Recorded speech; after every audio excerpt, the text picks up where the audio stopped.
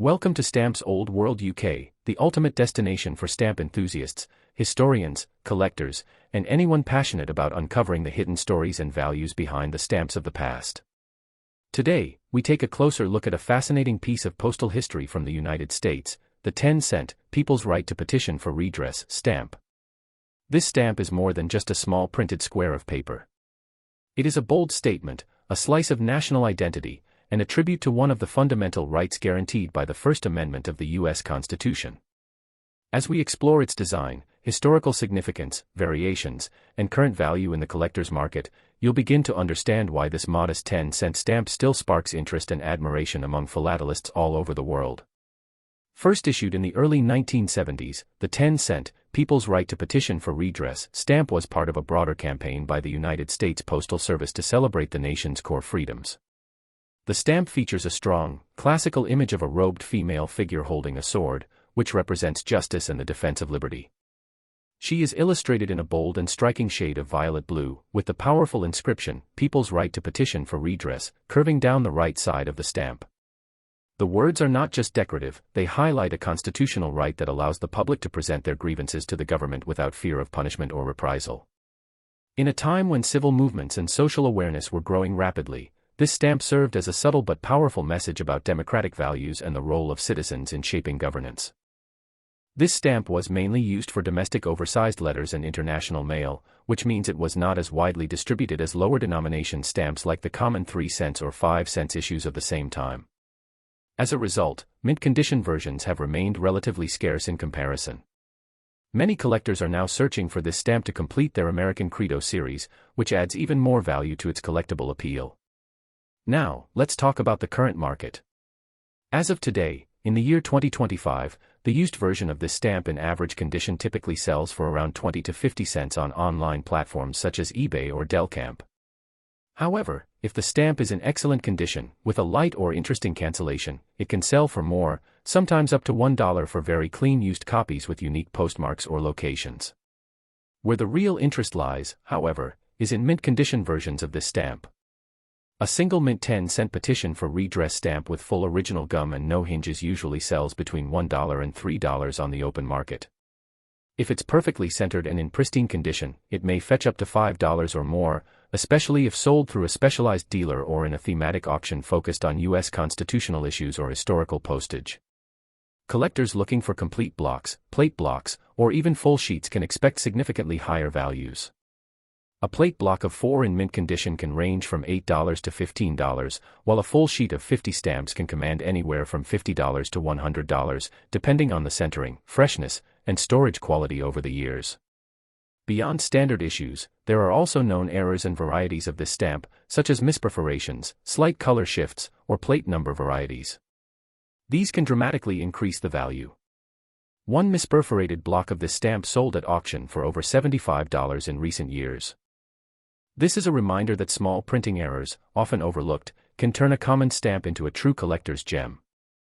For this reason, many collectors and sellers now examine their copies under magnification or even submit them to professional grading services like the American Philatelic Society, APS, or Professional Stamp Experts, PSE.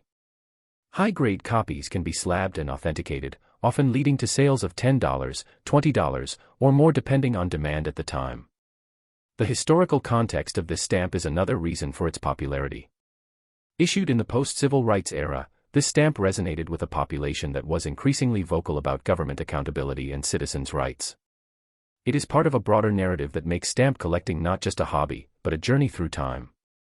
For educators, historians, and civic leaders, stamps like this serve as excellent teaching tools, simple but powerful artifacts that reflect the ideals of democracy and civil engagement.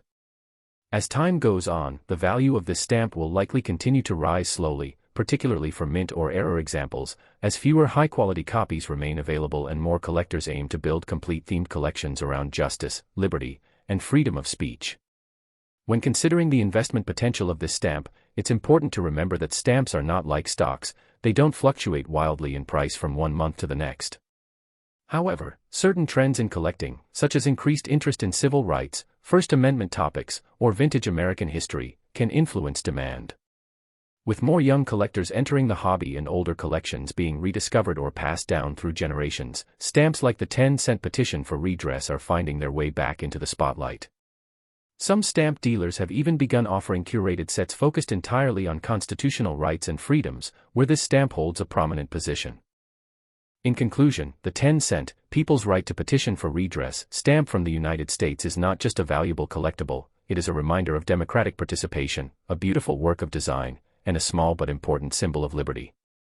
Its market value in today's world varies by condition, rarity, and historical relevance, but its true worth lies in what it represents. Whether you're looking to buy, sell, or simply admire, this stamp deserves a respected place in any collection focused on justice, rights, and the power of the people. We hope today's video has inspired you to check your albums, revisit your inherited stamp books, and maybe even take a second look at what might appear to be just an ordinary old stamp. It could be part of a much larger story, and possibly even worth more than you think. Next up, the 10-cent Daniel Webster postage stamp. This stamp, featuring the portrait of one of America's most powerful orators and respected statesmen, is more than just a mailing token from the 19th century. It is a window into the political soul of a young and growing nation. It's a piece of artistry created by some of the finest engravers of the time. And most of all, it's a collectible that still carries notable market value, historical weight, and timeless beauty for philatelists around the world. Whether you're just starting your collection or have been involved in philately for decades, this episode will give you an in-depth understanding of this extraordinary 10-cent stamp, its market value in today's economy, and how it fits into the broader story of U.S. postage. The Daniel Webster 10-cent stamp has appeared in several distinct issues, most notably in the 1890 to 1893 small banknote series and again in the 1894 and 1895 bureau issues. This era in American philately was marked by technical advances in printing, the transfer of stamp production to the U.S. Bureau of Engraving and Printing, and a growing demand for high-denomination stamps suitable for heavier parcels and international correspondence. Daniel Webster, a man known for his thunderous speeches defending the Union and his dedication to the rule of law, was an ideal figure to represent stability and power on a higher-value postage stamp. The design, engraved in deep green or blue-green, shows Webster's portrait in a dignified three-quarter profile framed within a beautifully detailed oval. The symmetry of the stamp, along with its bold numerals at the bottom corners, gives it a commanding visual presence that appeals to both aesthetic and historical collectors alike. Now let's talk about the details that matter most to collectors. The 10-cent Daniel Webster stamp was printed in several versions with slight design differences and color variations, depending on the year and printing method. Some examples have secret marks in the design used to distinguish between reprints or issues from private printers versus those from the Bureau of Engraving and Printing. There are issues both with and without watermarks, as well as with soft versus hard paper, all of which are significant to stamp identification and valuation. For example, the 1890 American Bank Note Company version was printed without watermark, while the 1895 Bureau version features a double-line USPS watermark. Advanced collectors are often able to distinguish these differences using watermark detectors or ultraviolet light, which adds another level of sophistication and value differentiation to this stamp. In terms of availability and rarity, the Daniel Webster 10-cent stamp is not considered ultra-rare in used condition, but truly fine examples, especially those with exceptional centering and clear color, are harder to come by. A well-centered used copy with a clean, light cancellation can fetch between $5 and $15, depending on the source and buyer interest. On the other hand, heavily cancelled or off-center copies are usually worth no more than a couple of dollars. However, for mint-condition examples, the value rises significantly. A mint-hinged stamp with full original gum may range between $25 and $60, while a mint, never-hinged specimen in superb condition can fetch between $100 and $200. The real gems in the market today are mint examples that have been professionally graded, often fetching $250 or more, especially if they achieve a grade of 90 or above by recognized organizations such as PSE or the Philatelic Foundation. But the market doesn't stop there. Rarity comes into play when we consider plate blocks, printing errors, and unusual cancellations. For instance, a vertical strip of 3 or 4 with margin markings from the sheet's edge can carry a premium, especially if it's a plate number block. Similarly, errors such as color shifts, double transfers in the engraving, or misperforations are highly collectible and can sell for several $100s or more depending on rarity and demand. There are recorded cases where blocks with such errors have sold in specialized auctions for upwards of $500 to $1,000, especially when certified by expert services. Additionally, there are rare cancellations, such as those from foreign receiving offices, ship mail, or U.S. consulate mail bags, that give a used Daniel Webster stamp historical provenance, a feature that serious collectors are always willing to pay more for. Now, let's place this in the broader context of the stamp market in 2025. The global market for classic U.S. stamps has seen steady but noticeable growth over the past few years. With digital platforms making stamp trading more accessible and younger collectors entering the hobby, we are seeing increased demand for 19th-century issues, particularly those featuring influential historical figures like Daniel Webster, Abraham Lincoln, and Benjamin Franklin. High-quality 19th-century stamps are becoming scarcer on the open market, particularly in mint condition, as they are often snapped up by private collectors or purchased in bulk by dealers looking to create investment portfolios. This rising demand, coupled with a limited supply of genuinely high-quality examples, suggests that values are likely to continue appreciating slowly but steadily. It's also important to mention the role of stamp exhibitions and competitions. The Daniel Webster 10-cent stamp frequently appears in national and international competitive exhibits focused on U.S. classical issues or famous Americans. Collectors who compete at this level are often in search of not just good examples, but extraordinary ones, the kind with brilliant centering, rare plate markings, and flawless gum. These stamps command much higher prices than catalog values and can become investment-grade collectibles. So if you're lucky enough to own a high-grade example or find one at an estate sale or hidden in a family album, it could be worth far more than what a price guide or online listing might suggest. In summary, the Daniel Webster 10-cent U.S. postage stamp is a shining example of classical American engraving, historical reverence, and enduring collector interest. It's not just a green stamp with a man's face, it is a tribute to American legal tradition, political debate, and national unity. Whether you're holding a used example worth a few dollars or a rare mint-era block worth hundreds, this stamp holds a respected place in any U.S. or worldwide philatelic collection. And as the hobby of stamp collecting continues to grow and evolve, with new technologies and international communities coming together online, the significance of these historical issues only grows stronger. They are not just collectible, they are teachable, tradable, and timeless. Next up, the iconic 10-cent United States Postage Due stamp. This striking red stamp, known for its bold typography and formal announcement of owed postage, may seem like just a functional item at first glance, but its story, historical background, and collector value make it an incredible piece for any serious collection. This episode will uncover everything you need to know, from the origins of postage due stamps in the U.S., to the variations of the 10-cent issue, to what these stamps are worth in today's market. Whether you're a passionate philatelist or just beginning to explore classic U.S. stamps, this in-depth journey will reveal why these stamps are both beautiful and undervalued treasures of postal history. Let's begin by understanding what a postage due stamp actually is. Unlike standard stamps which were affixed by the sender, postage due stamps were applied by the receiving post office to indicate that the proper postage had not been paid in full. The recipient would then be required to pay the additional amount before the item was delivered. This system ensured the post office could still recover the missing funds, and it was a way to enforce fair use of the postal system. The United States first introduced postage due stamps in 1879, and over the years, they evolved into several series with varying denominations, colors, and printing styles. The 10-cent red postage due stamp you see here belongs to one of the most widely recognized series, known for its bold, authoritative design and deep carmine or rose-red color that clearly distinguished it from regular postage.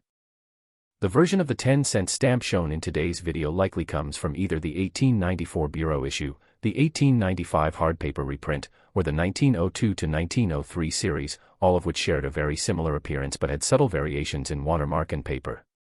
These stamps were printed by the Bureau of Engraving and Printing, and the ornate numerals and intricate background patterns served both aesthetic and functional purposes, helping to prevent counterfeiting and enhancing visibility.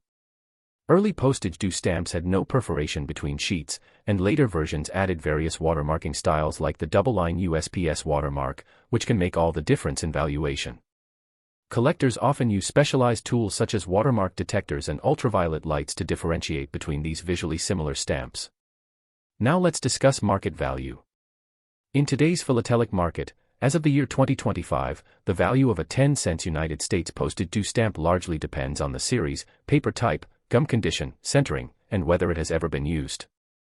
A common used copy in average condition can sell for $2 to $5, depending on cancellation clarity and perforation quality.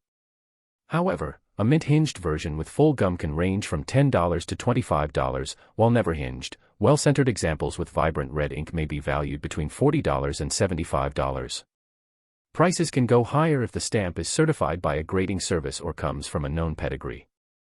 Some error stamps, such as those with misprints, color shifts, or printing on the wrong side, have been auctioned for over $200, especially if accompanied by expert authentication. But the deeper interest in postage due stamps comes not just from individual values, but from how they fit into larger historical collections. Many collectors focus on building a complete U.S. postage due set, spanning multiple decades and featuring all denominations.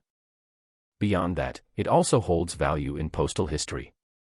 If you can find an envelope or parcel fragment, known in the philatelic world as cover, that still shows a 10-cent postage due stamp in use, especially with clear markings, dates, or routing information, the price can increase dramatically. Some of these covers have sold for $100 to $300 or more, especially if they include rare cancellations or markings from small post offices. Another factor influencing value is the stamp centering and margin spacing. Early U.S. stamps were often poorly centered due to imprecise cutting and alignment. So if you happen to own a 10-cent postage due stamp that is perfectly centered, what collectors call grade XF or extremely fine, that can significantly boost its price, often doubling or tripling its value. Dealers and auction houses frequently list XF-graded postage dues at premium rates, especially when they are mint and unhinged. Many collectors today actively search for examples that can be submitted for professional grading by services such as PSE, PF, or the American Philatelic Society. In the past few years, there has also been renewed interest in specialized collecting of U.S. back-of-the-book stamps, a category that includes postage dues, revenues, officials, and newspaper stamps. As demand grows for these underrated categories, prices for high-quality examples like the 10-cent postage due are beginning to rise. More collectors are learning about their significance and beginning to focus not just on the beauty of postage stamps, but on the entire postal system, including the mechanics of mail payment and enforcement. The 10-cent postage due stamp stands as a perfect representation of that system. It is a functional, striking, and uniquely American issue that still remains affordable for most collectors, for now.